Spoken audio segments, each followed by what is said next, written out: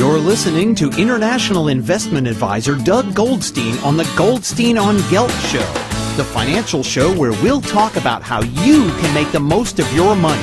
With all the confusing financial chatter bombarding you each and every day, Goldstein on Gelt will give you the practical information you want and need about living a financially stable life. Here's your host, money maven Doug Goldstein.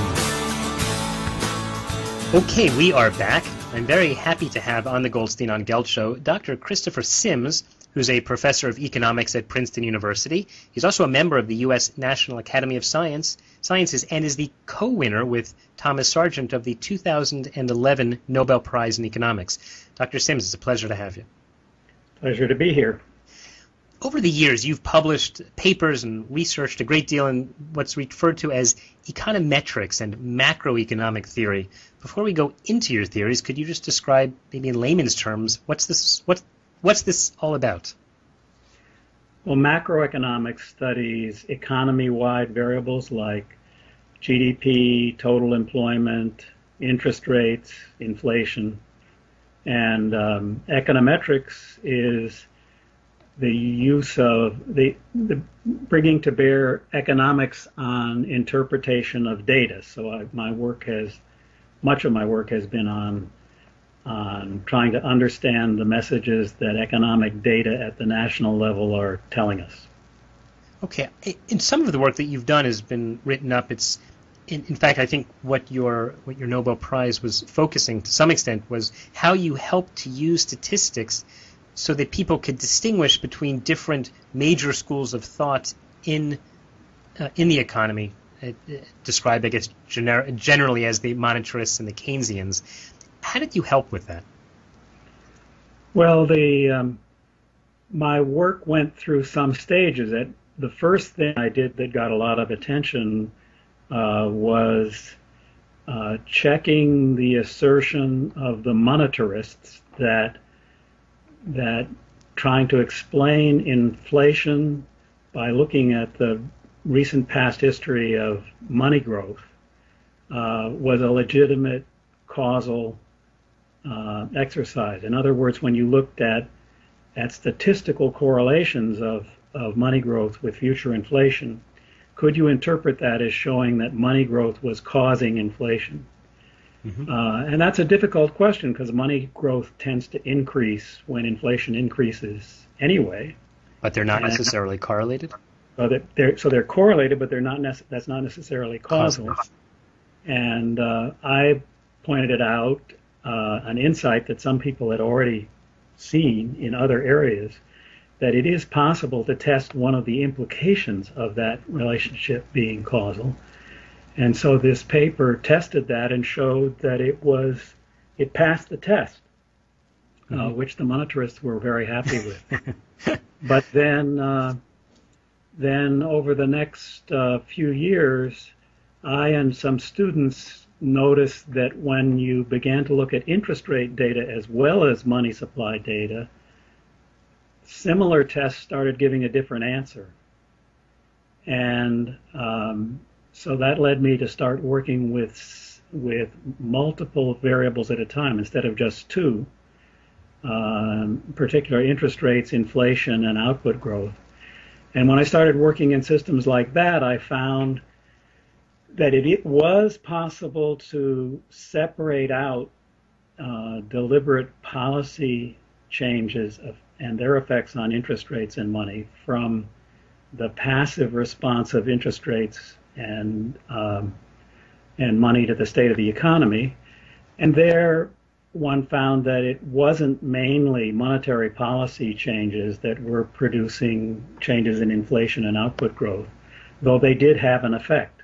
So the result was neither a complete win for monetarists nor a complete win for the old-fashioned version of Keynesians. Okay, so you're saying that you were able to isolate certain policies that then seemed to be causative or somehow affect inflation. Okay, so given the amount of noise in the economic world, there's so many different variables. It's never just 3 or 4. It could be 300 or 400 at a time. Do you feel confident, or can one feel confident, that he can actually isolate a certain a certain factor? Well, one of the things that I did that was different from other methodology at the time was to avoid imposing assumptions of convenience on the models I was fitting to data. The traditional way to proceed was to, whenever an effect looked statistically marginal, just set it to zero. And in what I was doing, I recognized that a lot of these things that were being set to zero were actually uncertain. Mm-hmm. And the result was that my results about isolating causal effects have big standard errors. That is, you can't say with 100% certainty that what I found is really there. It's more like 80-20. Mm-hmm. Well, that's always the case with economists, right? In other words, by definition, they give you a probability of an event. They're not going to tell you yes or no. Right, but the formal models I was using were more honest about these probabilities than the formal models that people had been using before. I guess that's the way to put it. Mm-hmm. Of course, when economists talk about the results of their models, they generally discount a little bit the results of the models. So when it came down to how policymakers used them, it wasn't such a big change. Okay. We are talking with Dr. Chris Sims from Princeton. He's the 2011 Nobel Prize winner along with Thomas Sargent. And some of the work that he's done has actually helped people to take theories that had been believed one way or the other and apply real statistical modeling to see if they were actually accurate. I think that specifically the area you were working with between the monetarists and the Keynesians is often seen as the split between the right wing and the left wing. Do you think that's an appropriate distinction to make? Not at all, especially these days. It was probably an appropriate distinction to make in about 1953. But now I'd say the leading new Keynesians in the profession there's a term called new Keynesians, who are people economists who accept many of the basic insights of Keynes, but have also incorporated rational expectations and many other modern developments in economics. And these new Keynesians, many of them are forthright Republicans. Greg Mankiw, who was an advisor to Bush, Ben Bernanke, the chairman of the Federal Reserve Board in the U.S., has been a Republican for his whole life, as far as I know, and he's a leading new Keynesian. Mm-hmm. It would seem that, just to apply, I know that a lot of the work you do is more theoretical, but as this is a personal finance show, I want people to walk away with an idea of what might happen, or maybe what they could take home from this. So I'm curious. There seems to be a Keynesian approach that some would say to the economic policy currently in the U.S., which is borrowing a lot in order to improve the economy. And there's a strong argument that could be made that over the past few years, since the real estate bubble and the crash, things have improved and the debt's increased a great deal. Is that any sort of empirical proof that they were right? Well, it does seem to be true that the U.S., in contrast to Britain and the Euro area, has recovered from the crisis a little better, and it has followed looser budgetary policies. And I think that all bears out the Keynesian idea that in a depression it's not smart to drastically reduce government spending and deficits. Of course, the U.S. and most countries in the advanced world have aging populations and very serious long-run budget problems. But the way to handle those long-run budget problems isn't to make drastic across-the-board cuts in government spending in the middle of a depression. Mm-hmm. That begs the question then, what would be the way to deal with the ever-increasing huge debt? Well, In the U.S., we've got lots of room to increase taxes. We have, by rich economy standards, a pretty low rate of taxation, though it seems very difficult politically to do that. And if we don't do that, we have to find ways to slow the growth of spending on medical care for the elderly and on retirement. And politically, it seems very difficult to do that. I think it's not technically difficult to describe a program that would provide stimulus in the short run and resolve our long-run budget difficulties. The problem is any such program involves winners and losers, and as soon as the program goes before a democratic body, it gets stuck in the battle over who's going to win and who's going to lose. So given that reality, is your prognosis at all optimistic for the Western economies?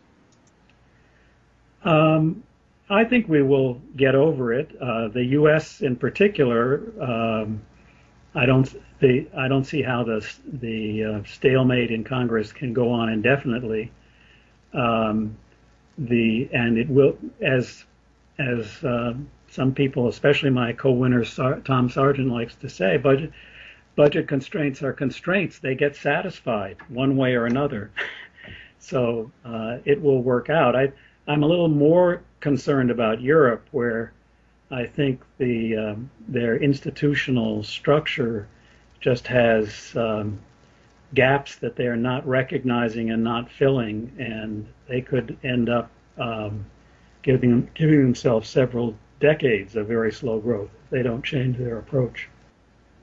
So you referred to institutional problems in Europe. What do you mean by that?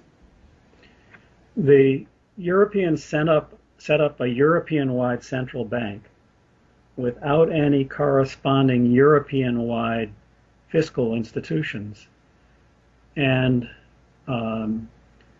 currencies, fiat currencies, as are used in all the rich economies, require fiscal backing. The fiscal backing isn't explicit or operative all the time. It has to be there as a backstop.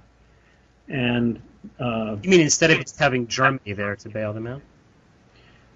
Germany doesn't want to be in the position. If Germany is in the position of being the fiscal backstop, it creates very bad incentives for the other countries in Europe, and the Germans understand this. Inflation in budget deficits in one country can create inflationary pressures throughout Europe in the current arrangement, and unless some other country steps up to fill the gap, there could be Europe-wide inflation. But if another country steps up to fill the gap when one European country runs deficits, you end up creating incentives for bad fiscal policy, and the Germans understand that. What they need is some political mechanism for sharing risk. When something bad happens to one country, there should be fiscal flows that are automatic and pre-negotiated, as there are in the U.S. If one state in the U.S. has a severe shock, our nationwide income tax and unemployment insurance creates fiscal flows into that state. There needs to be something like that in Europe. Sounds like they could use some more advice from you, but I hear that. Unfortunately, we're just about out of time.